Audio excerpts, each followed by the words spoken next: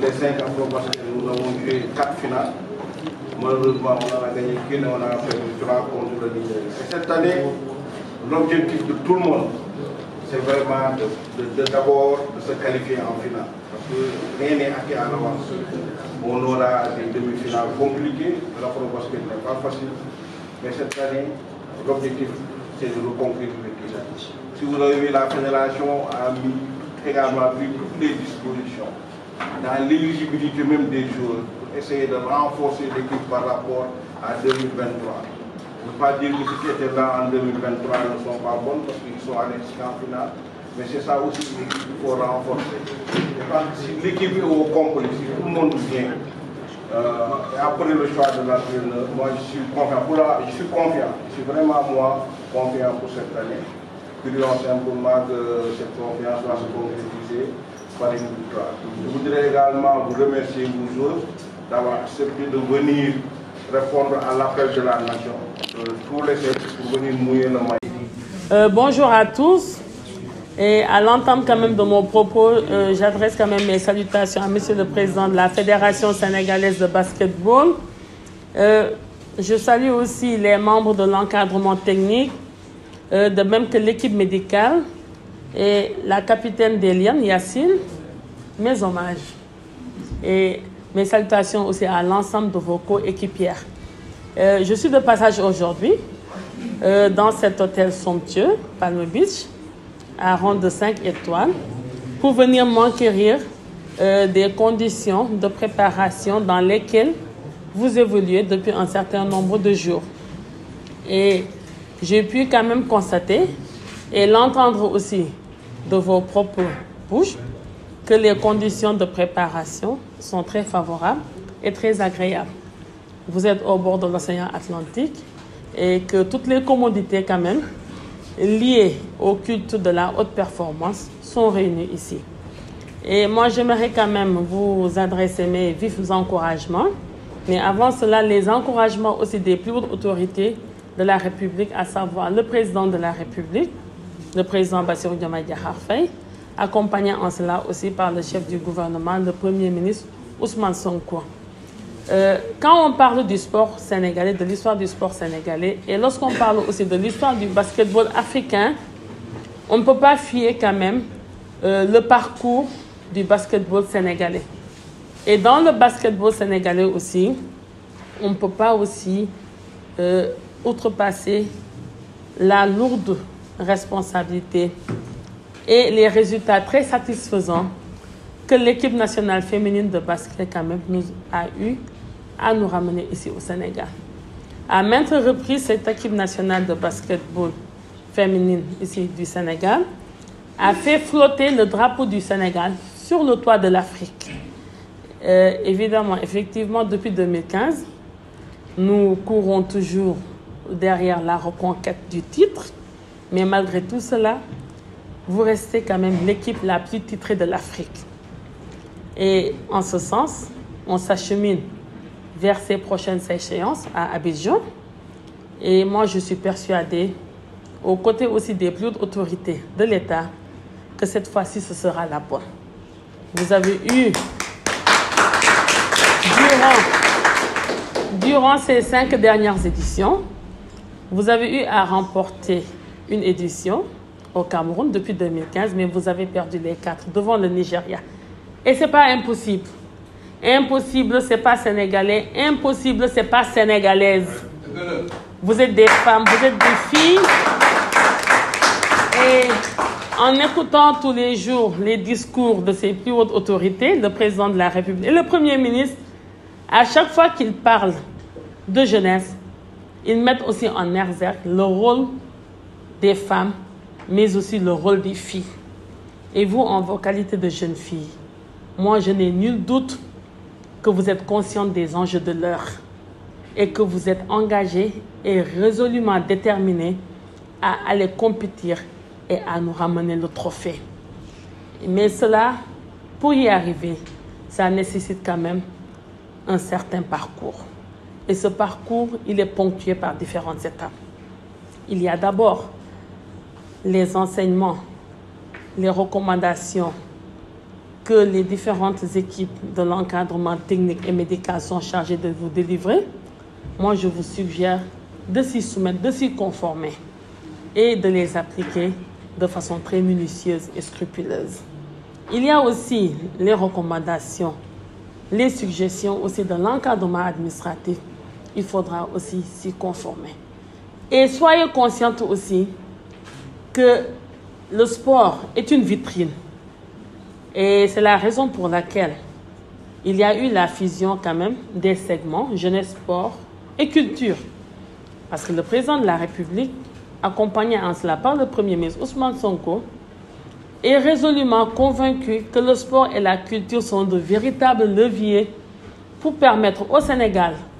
d'asseoir une certaine souveraineté, mais aussi pour permettre au Sénégal aussi de flotter sur le toit du monde et de s'ouvrir aussi au reste du monde. Et ça ne se limite pas à cela.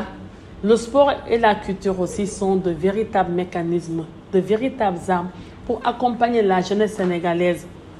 dont vous faites partie en termes de construction civique et en termes de construction citoyenne. Et sachez que vous partez en guerre. Oui, vous partez en guerre. Vous partez à des championnats, mais considérez cela comme une guerre. Et une guerre, on la gagne. Ne vous limitez pas tout simplement à gagner des batailles, à franchir les quarts de finale, les demi-finales. Mais il faudra vaincre l'adversaire. Qui elle puisse être, il faudra la vaincre. Et il faudra être pour cela très résistante. Il faudra être résiliente. Il faudra aussi être très endurante. Et nous, de notre côté, tout ce qu'il y a lieu de faire, nous le ferons. Et déjà, ça a déjà commencé.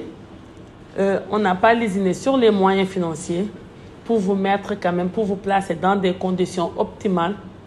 afin de pouvoir quand même nous apporter des résultats très performants. Moi, je n'ai nul doute que vous ne nous décevrez pas.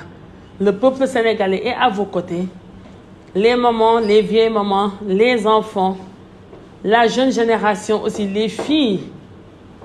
qui vous observent, qui vous suivent, aussi, vous ne les décevrez pas. Nous sommes tous à vos côtés et sommes engagés à vous accompagner pour qu'au soir de la finale à Abidjan, que vous puissiez quand même soulever le trophée et nous le ramener ici au pays de la Teranga. Merci beaucoup. Bonne concentration et bonne continuation. En attendant pour le reste. Bon voilà, dama koy commencer ci wolof ba pare. Na ngeen maa ngi leen di nuyu yéen ñëpp. Maa ngi jiital ci nuyoo bi nag quand même na président de la fédération sénégalaise de basketball parce que nag moom mooy gérer administration bi basket bi ci yéen ñëpp di ci teg encadrement technique bi les coachs ana avec à leur tête le directeur technique national ana mu sax dafa mel ni voilà maa ngi lay nuyu bu baax xam naa ne yaa ngi coordonné yëf yi nu mu waree équipe di ci teg aussi équipe médicale bi yéen ñëpp maa ngi leen di nuyu. Et la capitaine de l'équipe parce que nag loo gis nag organisation bu gis foog mu am ku jiitu capitaine commandant de bord nga de et quand même avion bi dafa war a àgg à destination et avec une très bonne qualité dégg nga ci parcours bi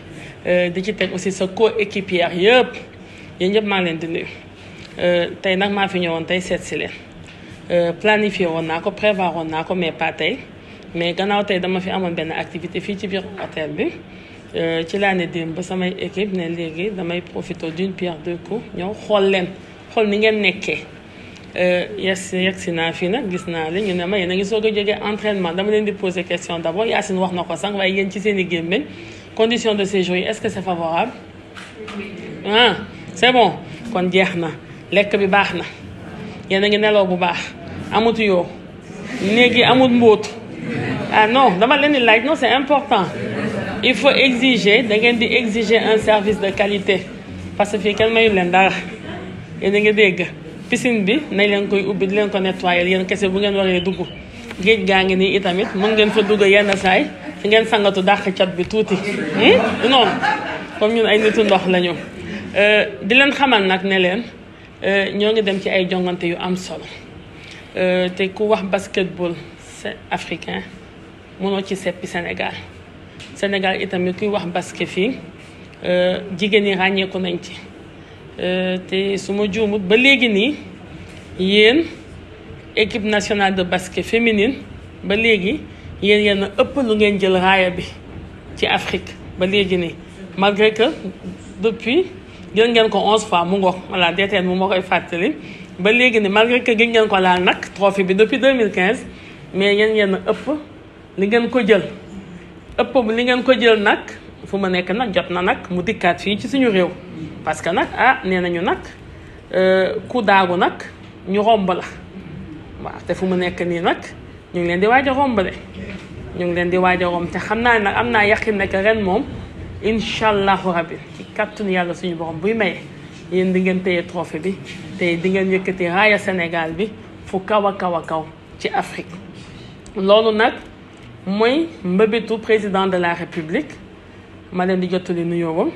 di mbëbëtu aussi chef du gouvernement le premier ministre Ousmane Sonko.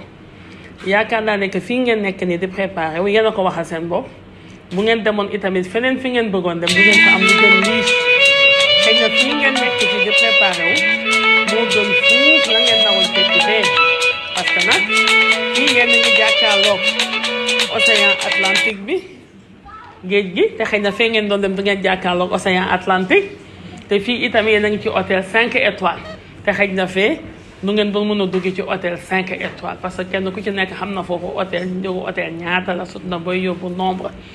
te fii nag Sénégal sax nag lépp ngi fi nag pour ngeen war fi mën a defee fii seen préparation mentalement psychologiquement et techniquement bu dee technicien yaa ngi fi